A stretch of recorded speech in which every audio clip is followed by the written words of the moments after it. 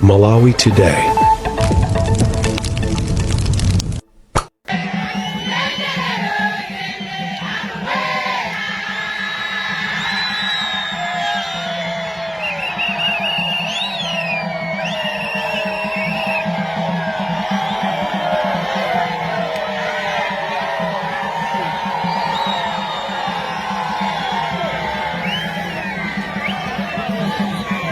Bungwe la Beautify Malawi BEM Trust ndi bungwe la Minibus la Minibus Owners Association of Malawi MOAM asaina mgwirizano wa ntchito olimbikitsa ukhondo malo okwerera basi mdziko muno.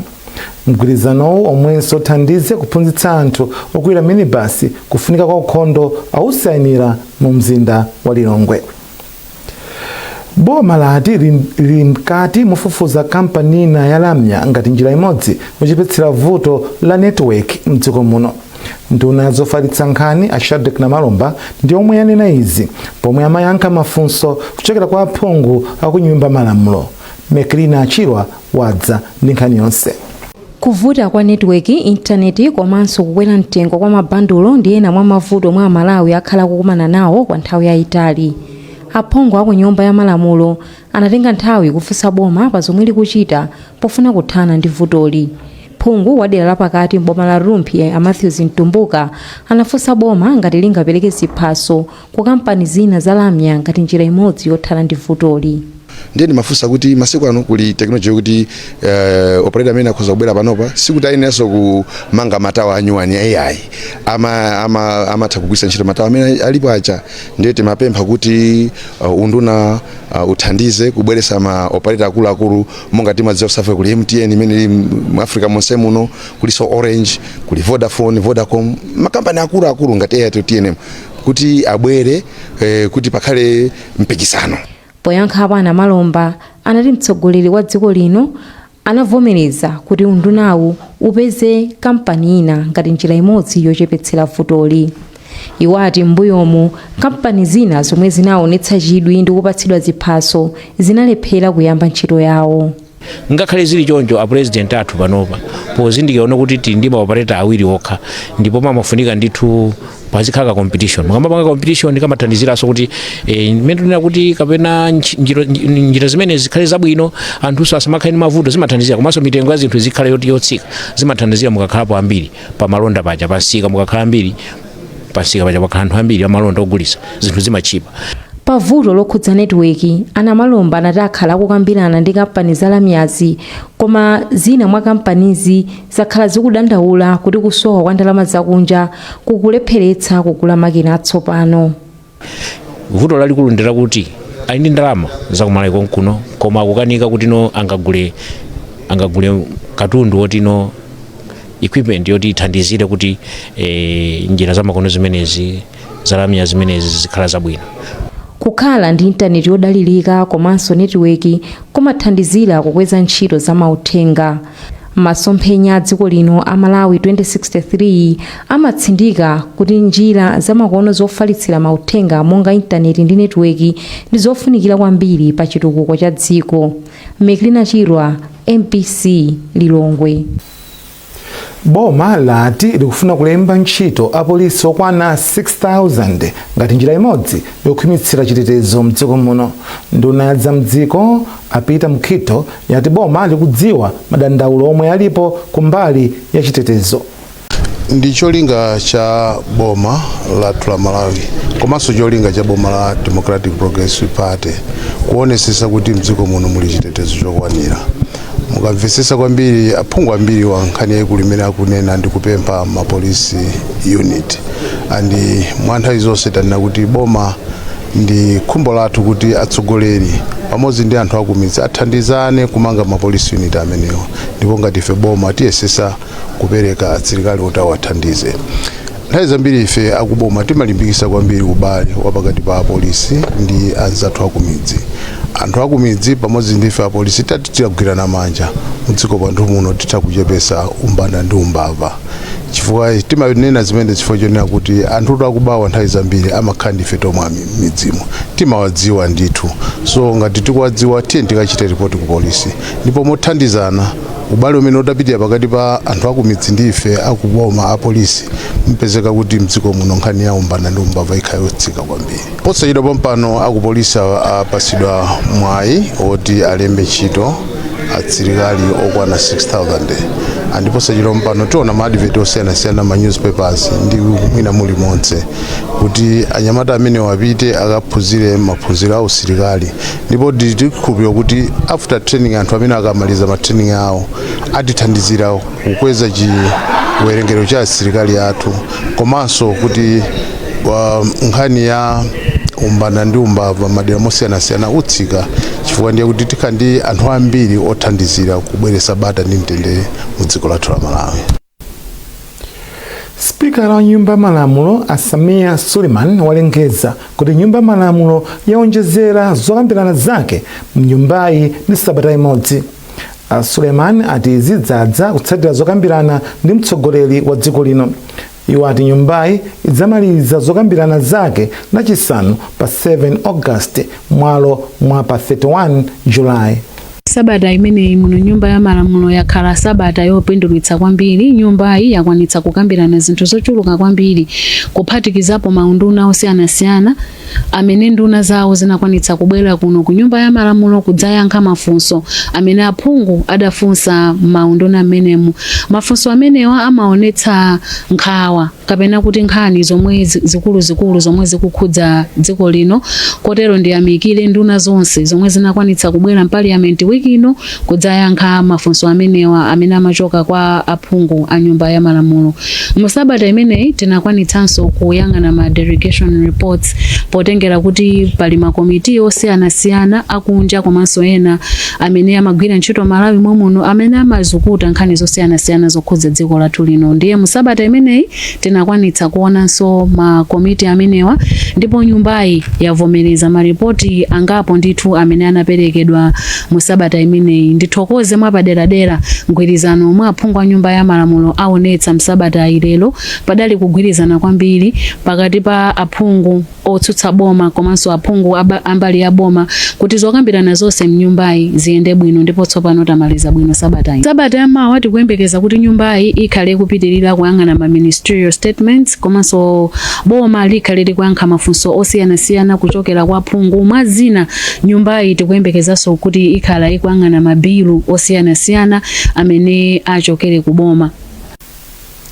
Nduna za maphunziro a Bright Msaka yati unduna wawo onetsetsa kuti maphunziro a ntchito zamanja adzipezeka msukulu zonse za sekondale mdziko muno.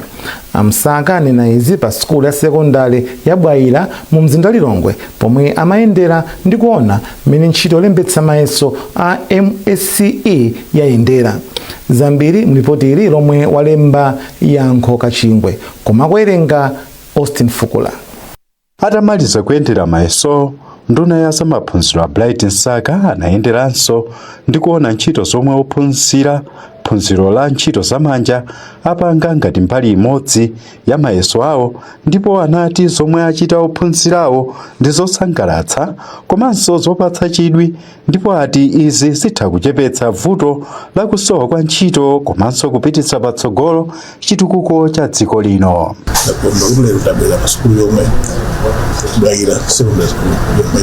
Technical subjects.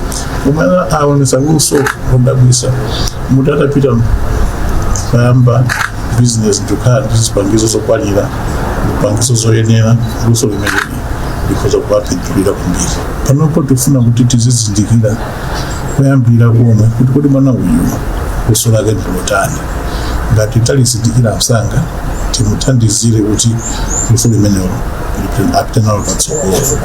Ndiyeno ifeyo tinaya ika maskulu amenewa Malawi muno ambiri nditu koma ndakakondwa kutiso luso limeneli lipezeke masukulu onse. Mmodzi mwa ophunzira yemwe wamaliza mayeso ake ndipo amatenganso phunziro la luso la zamanja, Levison Idiezi, walimbikitsa ophunzira anzake kuti asitenga phunziroli kamba kuti kupatula kuphunzira lusoli limathandizanso kaganizidwe kabwino ndi kuthandiza kuchitanso bwino maphunziro ena. Maphunziro amene amayithandiza ambiri ma students poleza kuti timatha kudziwa zambiri zakudziwa soma tuzamina amatalithanisa sokuri apensho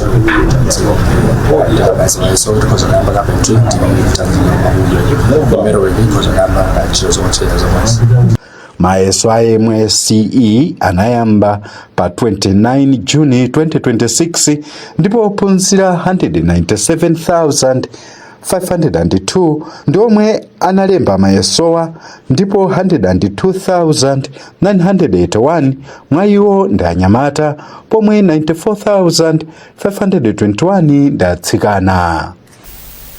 Mukuonera nkhanizi kuchokera kuno ku MBC mawa uno muli ndine Austin Kachipeya. Tentonenso mitu yake. Nduna za magetsi a Jean Matanga yatsekulira ntchito yatsopano yosunga mphamvu za magetsi okwana 20 megawatts m'mabatire akuluakulu pofuna kuchepetsa vuto la kuthimathima kwa magetsi m'dziko muno.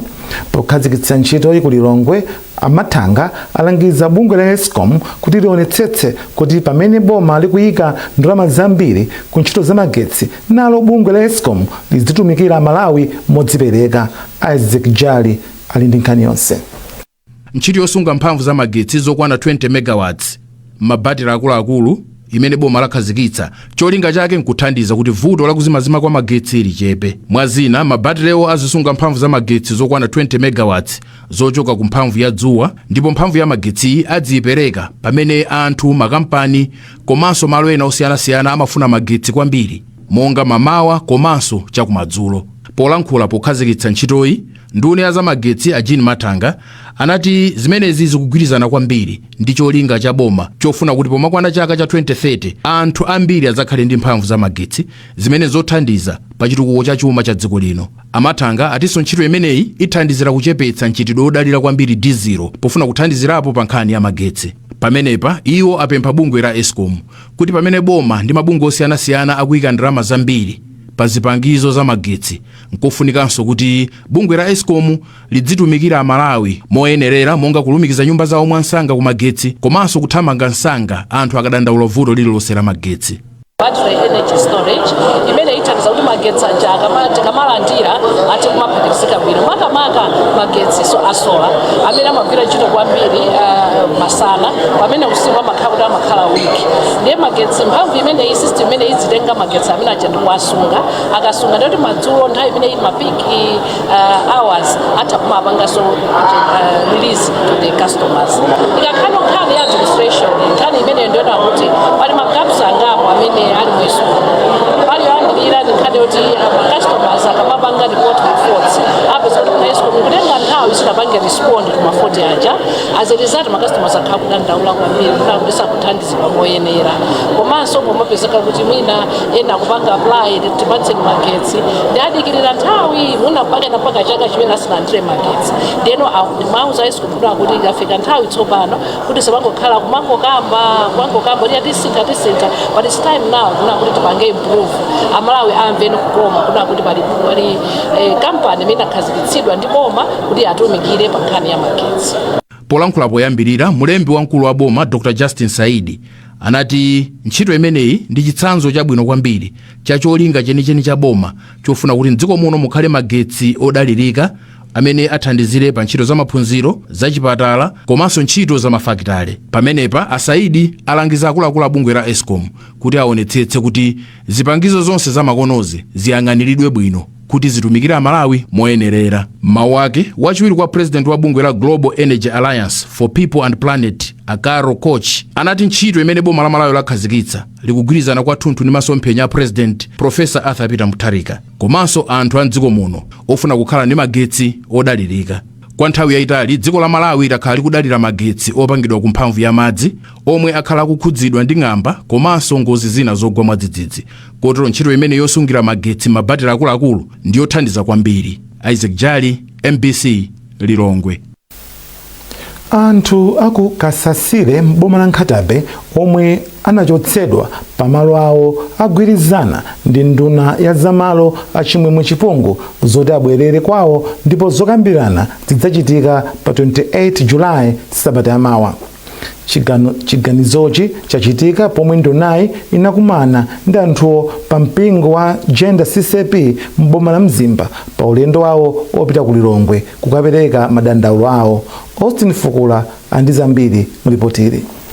Ndunayi yomwe inalinso ndi wachiwiri kwa nduna yoona za chitetezo cha mtsiku a Norman Chisale yayamikira anthuwa chifukwa chofomera pempho la boma loti asapitirize ulendo wawo wopita ku likulu la maofesi a boma ku Capitol Hill mu mzinda wa Lilongwe kukapereka madandaulo awo. Achipungu ati boma kudzera ku nthambi yoona za ngozi zogwa mwadzidzidzi DODMA lapereka mayendedwe chitetezo komanso chakudya choti anthuwa agwiritse ntchito pobwerera kwawo ku Nkhatabe. Kupatula izi ndunayi yaperekanso ndalama zokwana 3 miliyoni kwacha zochokera mthumba lake kuti zithandize pa zosowa za anthuwa. Athokoze anthu akukasasire tidapempha dzulo kuti atidikirire pano, atidikirira takambirana nawo tamvana kunena kuti milandu ya minda sitimakambirana pansewu tibwerere kwa Kasasire pa 28 which is next week Tuesday tikumana nawo koma analionvesesa zimene petumauza ifeso tinayambesa mavuto awo ndetu kuti akumana pa 28 pano tikhala ndi chisogolo cha nkhani imene. Polankhulapo pa nkhani wa mpando wa gulu la anthu ochoka ku Kasasire Alake Botha ati ali ndi chiyembekezo kuti boma lithandiza kuthetsa mavuto awo litakawachezera m'boma la Nkhatabe sabata ikubwerayi. Abotha ati mabanja okwana 360 ndi amene akusowa malo okhala ndipo akukhulupirira kuti ulendo wa nduna ndi akuluakulu ena aboma uzathandiza kuti adzionere okha mavuto omwe akukumana nawo.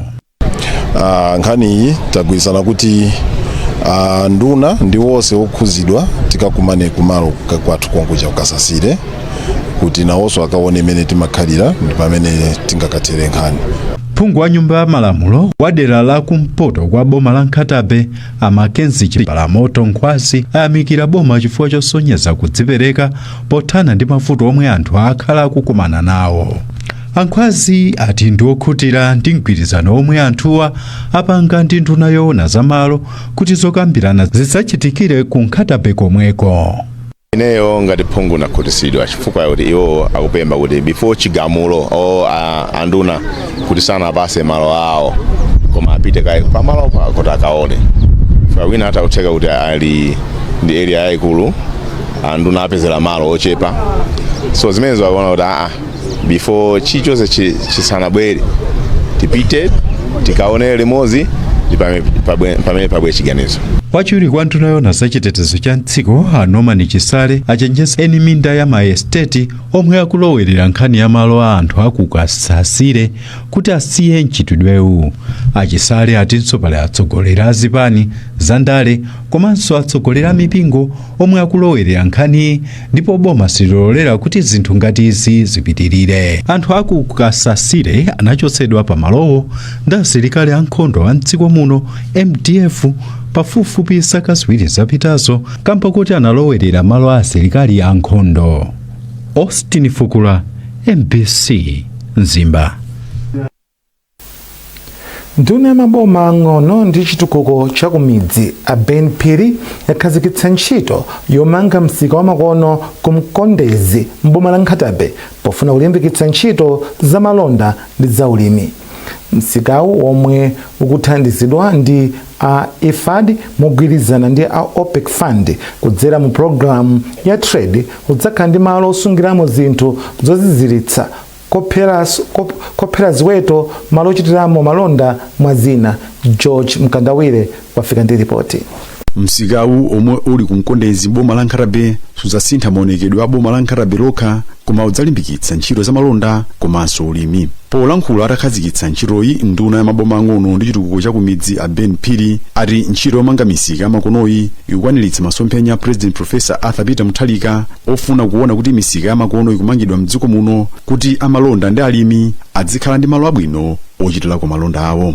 Zingapo zimene zichitike choyambirira nje kuti zikhala zikukwaniritsa masomphenya a Malawi aja akumanenedwa kuti 2063 kuti madera athu akumudzi atukuke.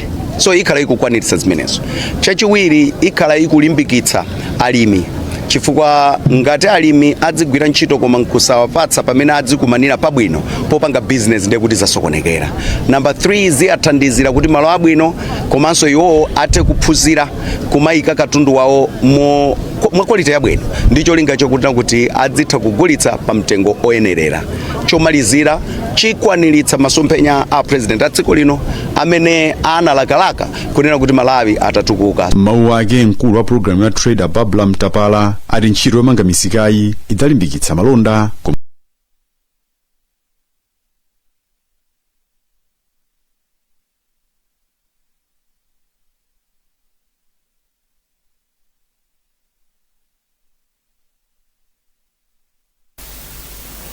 Msonkhano wa chaka chino wa Asilamu Ahmadiyya wayambika mdziko la United Kingdom. Nthumwi zopitilira 50,000 kuchokera m'mayiko opitilira 100 ndi zomwe zikuchita nawo msonkhano. Sifat Msosa ali komweko ndipo tutumizira ripotire. Allahu Akbar. Msonkhano womwe mutu wake ndi kulimbikitsa chikondi ndi umodzi pakati pa anthu a mitundu yonse wayitana akuluakulu ophunzira bwino pa nkhani za chipembedzo kuti athe kutambasula zambiri zomwe zikupsinja anthu pa dziko lonse monga njala, nkhondo ndi mavuto akusintha kwa nyengo.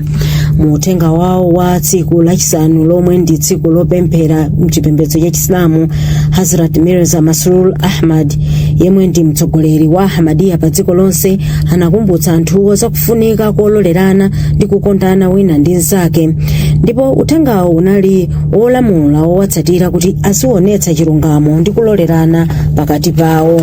Nthumwi ku msonkhanowo zaonetsa kukondwa kwawo pa msonkhanowo zomwe anati zapangitsa kukweza chikhulupiriro chawo pa Mulungu. Muhammad Ghazi Ahmad wa ku Mauritius anati moyo wake wauzimu wakwera kamba kukhala nawo pa mwambo wa Jalasa wa chaka chino, ndipo pomwe Sabsadik Amin wa ku UK anati msonkhanowo wamuthandiza kuunika moyo wake wauzimu ndi kuzidzudzula moona mtima mwina ndi mwina mmene iye amalephera ngati munthu. Patha tsopano zaka 60 kuyambira pamene misonkhano ngati inayamba kuchitika mdziko la United Kingdom, ndipo pamwambo mtsogoleri wa Ahmadiyya anakweza mbendera ya Ahmadiyya komanso ya dziko la Britain kusonyeza kuyamba kwa msonkhanowo. Gulu la Ahmadiyya linayamba mdziko la India muzaka za 1900, ndipo pofika lero Asilamu a gulu limeneli amapezeka m'mayiko oposa 230 pa dziko lonse lapansi. Sifati Msusa, MBC, Hampshire, United Kingdom. Ndi ripoti limenelo tafika pa mapeto pa nkhani zathu mauno, koma tisanasiyane tionenso mitu yake. Bungwe la Beam Trust ndi bungwe la Minibus Owners Association of Malawi asina mgwirizano wa ntchito yolimbikitsa ukhondo malo okwerera basi. Boma lili mkati mufufuza kampanina ya Lamya ngati njira imodzi yochepetsera vuto la netiweki mdziko muno, ndipo anthu akukasasile mboma la Nkhatabe akhala ndi zokambirana ndi boma sabata yamawa.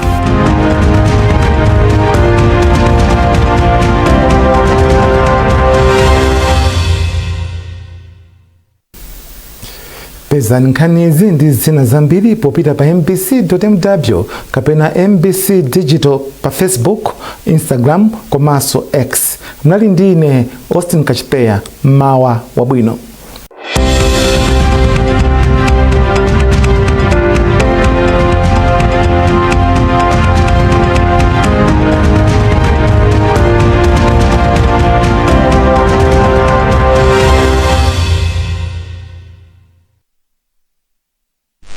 Mabwino kwa nonse, ino ni nthawi ya za nyengo.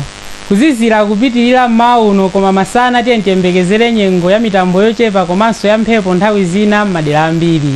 Mphepo yamwera iziwomba pa nyanja ya Malawi komanso nyanja zina, tonse ogwisa ntchito nyanjazi tupemphedwa kuti tikakhale osamala kuti tipewe ngozi.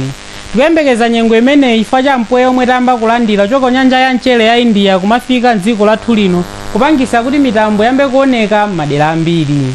Mamawa uno kuzizira m'madera ambiri monga kulilongwe komwe kutazizire kwambiri ni madigiri 12 kuziziranso ku Mzuzu ni madigiri 13, ku Kasungu komanso ku Blantyre kuzizira ni madigiri 14, koma mphepete mwa nyanja komanso kwa Ngabu ndi ku Nsanje kuzizira momverera ni madigiri 18. Mawa omwewo tiyembekezere nyengo ya mitambo makamaka mchigawo chakumwera komanso mchigawo chapakati, koma mchigawo chakumpoto tiyembekezere nyengo yopanda mitambo. Masana akufunda m'madera ambiri monga ku Mzuzu